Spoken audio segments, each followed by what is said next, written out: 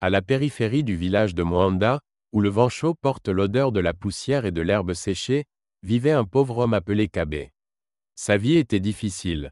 Son petit lopin de terre ne produisait presque rien, et sa maison de paille et d'argile manquait toujours de nourriture. Un jour, alors qu'il revenait du champ, Kabé remarqua quelque chose de brillant dans la poussière au bord de la route. Il pensa d'abord qu'il s'agissait d'un rocher reflétant le soleil couchant. Mais en s'approchant, il vit une petite pochette attachée par un ruban d'or. Ses mains tremblèrent lorsqu'il défit le nœud. À l'intérieur se trouvaient des graines, lisses et rondes, comme si elles étaient faites d'or pur. Qui pourrait perdre une telle richesse? Murmura-t-il en regardant autour de lui, mais le champ était vide. L'air était empli d'un léger parfum sucré, comme l'odeur d'un fruit mûr, mais il y avait quelque chose d'étrange à ce sujet, une amertume succulente qui lui donna froid dans le dos. Kabé n'en revenait pas de sa chance. Il range le sachet dans sa poche et se dépêche de rentrer chez lui, le cœur battant la chamade. Serait-ce un signe? Il réfléchit à voix haute en s'asseyant devant son maigre potager. Ces graines m'apporteront la richesse. Le lendemain matin, il choisit la meilleure des graines et la plante au centre de son terrain. La terre autour de la graine était chaude et douce, comme si elle voulait l'accueillir. Kabé arrosa le trou et enterra la graine, attendant avec impatience de voir ce qui allait se passer. Le lendemain, il constata qu'un germe était déjà sorti de terre. Elle poussa incroyablement vite et, le soir venu, elle était devenue un arbre aux grandes feuilles d'un vert éclatant. Les fruits accrochés aux branches étaient aussi dorés que la lumière du soleil et dégageaient un parfum qui me faisait saliver.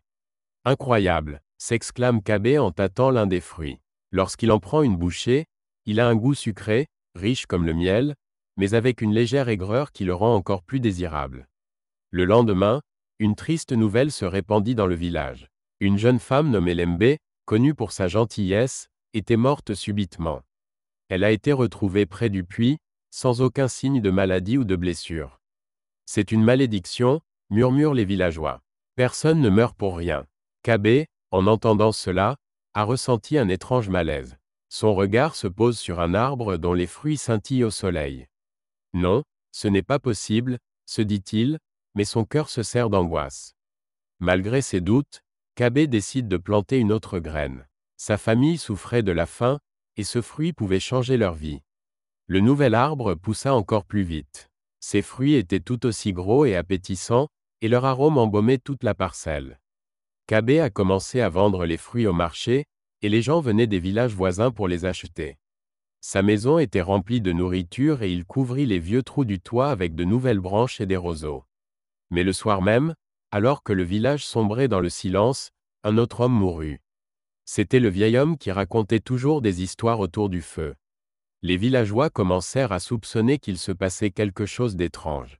La mort arrive trop souvent, dit Nabili, l'ancien du village. Quelque chose a changé dans notre monde. Kabé commença à remarquer des choses étranges. Chaque nuit, lorsqu'il dormait, il rêvait d'ombres. Elles dansaient autour de ses arbres, chuchotant dans une langue qu'il ne pouvait pas comprendre. Le matin, il trouvait des empreintes de pas, comme si quelqu'un avait traversé son champ. Une nuit, n'en pouvant plus, il resta près des arbres pour observer. La lune éclairait le champ et l'air était chargé du parfum des fruits. C'est alors qu'il les vit. Les ombres qui émergeaient du sol étaient aussi fines que de la fumée, mais leurs yeux brillaient. Elles tournaient autour des arbres et leur chuchotement s'amplifiait. Avec chaque graine, nous prenons la nôtre, dit l'un d'eux. Kabé recula. Son cœur battait la chamade et sa poitrine était remplie de peur. Vous, prenez des vies, c'est toi qui as planté la graine. C'est ton choix, chuchota la silhouette, disparaissant dans la nuit. Kabé n'arrivait plus à dormir. Son esprit était envahi par la peur, mais il ne pouvait pas s'arrêter. Les graines lui apportaient des richesses, mais à chaque arbre, il sentait que quelque chose de sombre approchait. Alors qu'il plantait la dernière graine, le ciel se couvrit de nuages. Le vent se mit à souffler avec une telle force qu'on eut l'impression que le village allait s'effondrer. Les gens se réfugièrent dans leurs maisons, mais on entendait des murmures partout. Lorsque l'arbre grandit, son fruit était énorme et brillait dans l'obscurité. Mais l'herbe ne poussait plus autour de l'arbre et l'air était chargé d'une odeur de pourriture. Cette même nuit, les 3 hommes quittèrent le village. Personne ne savait où ils étaient allés, mais tout le monde avait compris qu'ils ne reviendraient jamais. Kabé n'en pouvait plus. Il coupa tous les arbres, brûla leurs fruits et enterra le sac de graines sous terre. Mais le village n'était plus le même. Beaucoup de gens étaient partis, et ceux qui restaient évitaient sa maison. Chaque nuit, il entendait leurs chuchotements. Les ombres ne venaient plus, mais un vide subsistait dans son âme. Depuis que Kabé avait enterré le sac de graines, il avait espéré que la vie reviendrait à la normale.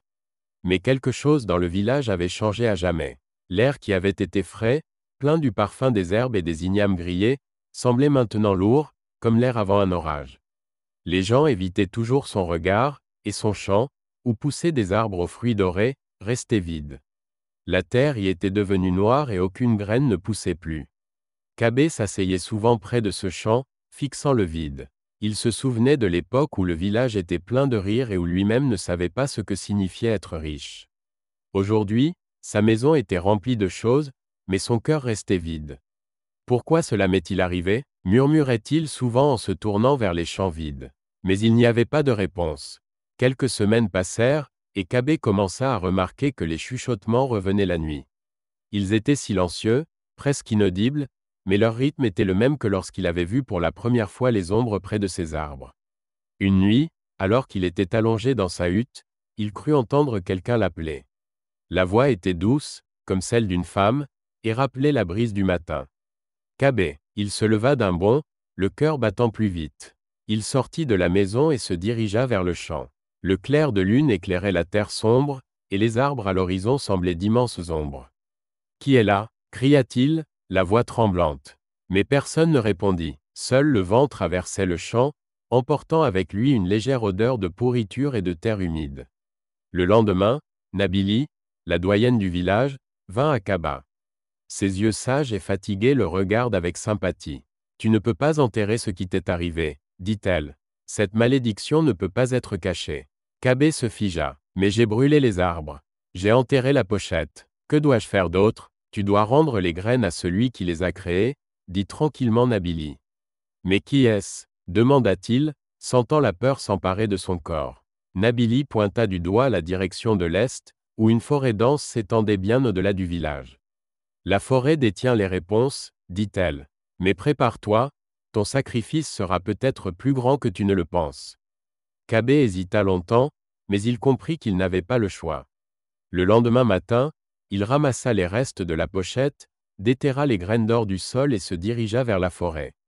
La forêt l'accueillit avec un froid et un silence étranges. Les branches des arbres s'entrecroisaient au-dessus de la tête, empêchant la lumière du soleil de pénétrer. L'air était chargé d'une odeur d'écorce et de feuilles mouillées et de quelque chose de doux, presque suffocant. Chaque pas qu'il faisait était pénible. Il sentait que des yeux invisibles l'observaient. « Qui est là » demanda-t-il en s'arrêtant. Mais seul l'écho de sa voix lui répondit. À l'orée de la forêt, là où les arbres deviennent particulièrement hauts, Kabé aperçoit une étrange silhouette. C'était un homme de grande taille, enveloppé dans une cape de plumes noires. Son visage était caché par un masque d'écorce, et ses yeux brillaient comme des étoiles.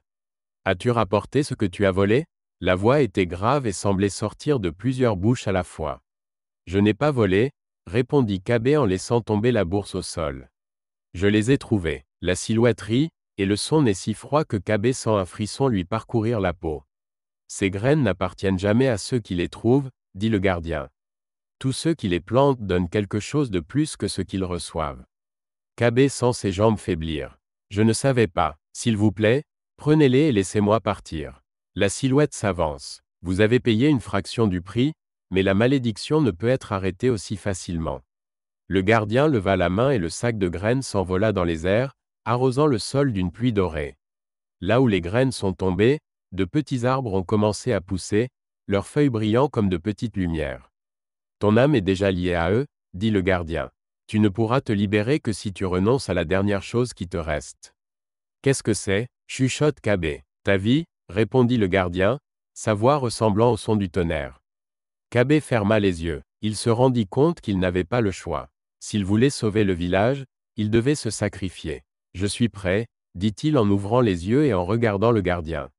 Dès que les mots se sont échappés de ses lèvres, le gardien a levé les mains et la lumière a envahi toute la forêt. Kabé sentit son corps devenir léger, comme si son âme quittait la terre.